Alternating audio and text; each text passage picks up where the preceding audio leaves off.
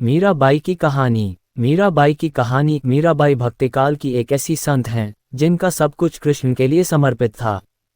मीरा का कृष्ण प्रेम ऐसा था कि वह उन्हें अपना पति मान बैठी थीं।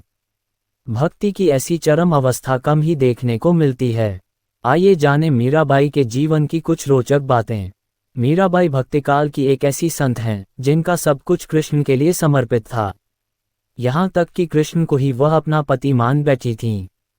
भक्ति की ऐसी चरम अवस्था कम ही देखने को मिलती है। आइए जानें मीराबाई के जीवन की कुछ रोचक बातें। मीराबाई के बालमन में कृष्ण की ऐसी छवि बसी थी कि किशोरावस्था से लेकर मृत्यु तक उन्होंने कृष्ण को ही अपना सब कुछ माना। जोधपुर के राठौर रतन सिंह जी की इकलौती पुत्री मीराबाई का जन्म 16वीं शताब्दी में हुआ था। बचपन से ही वह कृष्ण भक्ति में रम गई थीं। मीराबाई के बचपन में हुई एक घटना की वजह से उनका कृष्ण प्रेम अपनी चरम अवस्था तक पहुंचा। एक दिन उनके पड़ोस में किसी बड़े आदमी के यहाँ बारात आए। सभी औरतें छत पर खड़ी होकर बारात देख रही थीं। मीरा भी बारात देखने लगीं। बारात को देख मीरा ने अपनी माता से पूछा कि मेरा दूल्हा कौन है। इस पर उनकी माता ने कृष्ण की मूर्ति की ओर इशारा करके कह दिया कि यही तुम्हारे दूल्हा हैं। बस ये बात मीरा के बालमन में एक गांठ की तरह बंध गई। बाद में मीराबाई की शादी महाराणा सांगा के पुत्र भोजराज, जो आगे चलकर महाराणा कुंभा कहलाए, से कर दी गई।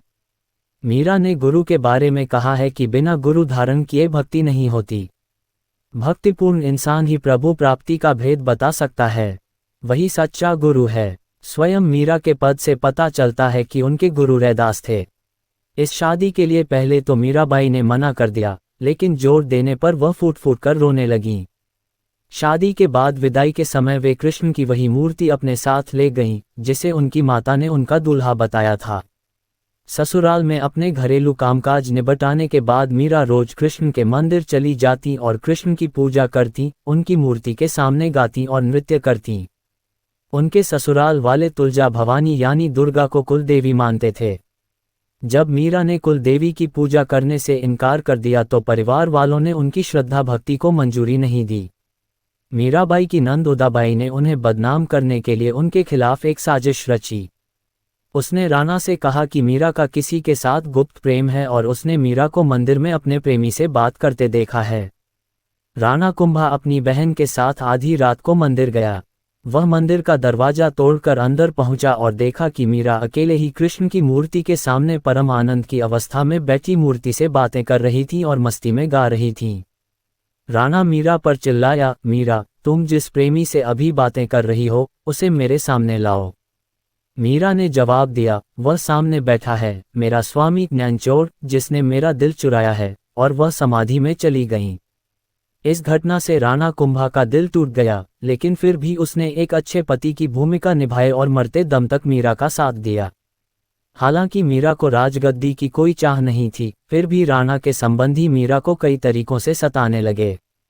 कृष्ण के प्रति मीरा का प्रेम शुरुआत में बेहद निजी था, लेकिन बाद में कभी कभी मीरा के मन में प्रेमानंद इतना उमड़ पड़ता था कि वह आम लोगों के सामने और धार्मिक उत्सवों में नाचने गाने लगती थीं। वे रात में चुपचाप चित्तौड़ के किले से निकल जाती थीं और नगर में चल रहे सत्संग में हिस्सा लेती थीं। मीरा का देवर विक्रमादित्य, जो चित्तौड़गढ़ का नया राजा बना, बहुत कठोर था। मीरा की भक्ति, उनका आम लोगों के साथ घुलना मिलना और नारी मर्यादा के प्रति उनकी लापरवाही का उसने कड़ा विरोध किया। उसने मीरा को मारने की कई बार कोशिश की।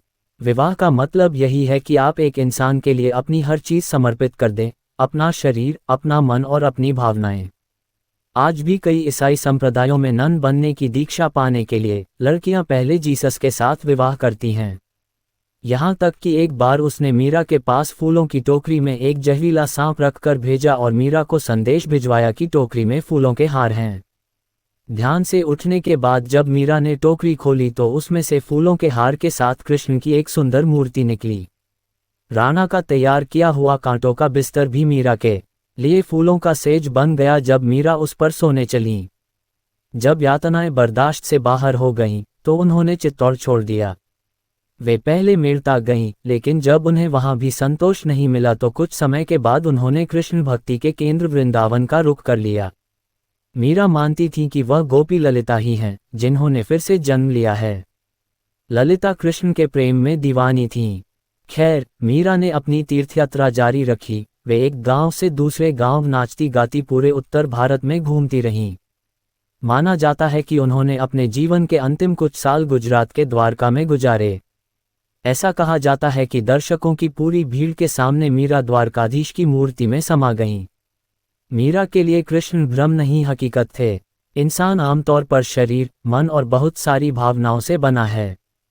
यही वजह है कि ज़्यादातर लोग अपने शरीर, मन और भावनाओं को समर्पित किए बिना किसी चीज़ के प्रति खुद को समर्पित नहीं कर सकते।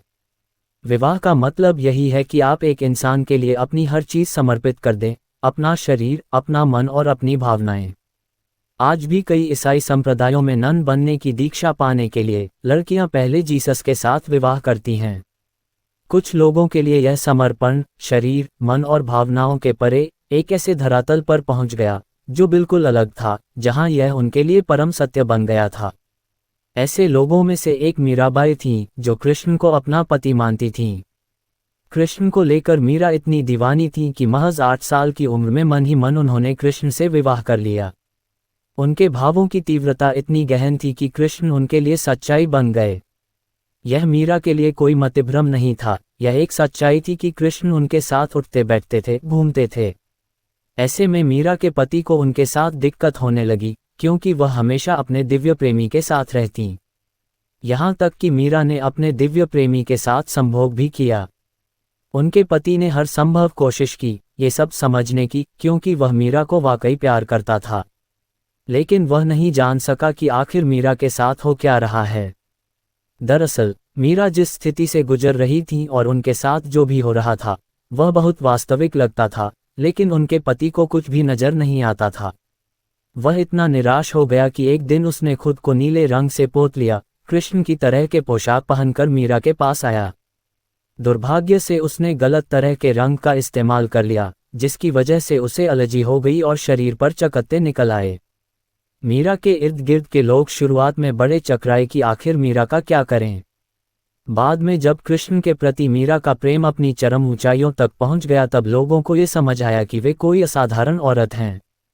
लोग उनका आदर करने लगे। ये देखकर कि वे ऐसी चीजें कर सकती हैं जो कोई और नहीं कर सकता, उनके आसपास भीड़ इकट्ठी होने लगी। मीरा ने जवाब दिया, वह सामने बैठा है, मेरा स्वामी ज्ञानचोर, जिसने मेरा दिल चुराया है, और वह समाधि में चली गईं। पति के मरने के बाद मीरा पर व्यभिचार का आरोप लगाया गया। उन दिनों व्यभिचार के लिए मृत्यु दंड दिया जाता था, इसलिए शाही दरबार में उन्हें जहर पीने को दिया गया। उन्होंने कृष्ण को याद किया और जहर पीकर वहां से चल दीं। लोग उनके मरने का इंतजार कर रहे थे, लेकिन वह स्वस्थ और प्रसन्न बनी रहीं। इस तरह की कई घटनाएं हुईं। दरअसल भक्ति ऐसी चीज है जो व्यक्ति को खुद से भी खाली कर देती है। जब मैं भक्ति कहता हूं तो मैं किसी मत या धारणा में विश्वास की बात नहीं कर रहा हूं। मेरा मतलब पूरे भरोसे और आस्था के साथ आगे बढ़ने से है। तो सवाल उठता है कि मैं भरोसा कैसे करूं? आप इस धरती पर आराम से बैठे हैं, ये भी भरोसा ही है। ये गोल धरती बड़ी तेजी से अपनी धुरी पर और सूरज के चारों ओर घूम रही है। मान लीजिए अचानक ये धरती माता उल्टी दिशा में घूमने का फैसला कर लें, तो हो सकता है कि आप जहां बैठे हैं वहां से छिटक कर कहीं और चले जाएं। आप नहीं जानते आप कहां पहुंचेंगे। तो आप आराम से बैठें, मुस्कुराएं, दूसरों से बातें करें। इन सब के लिए आपको बहुत ज़्यादा भरोसे की ज़रूरत है। लेकिन ये सब आप अनजाने में और बिना प्रेम भाव के कर रहे हैं। इस भरोसे को पूरी जागरूकता और प्रेम के साथ करना सीखिए।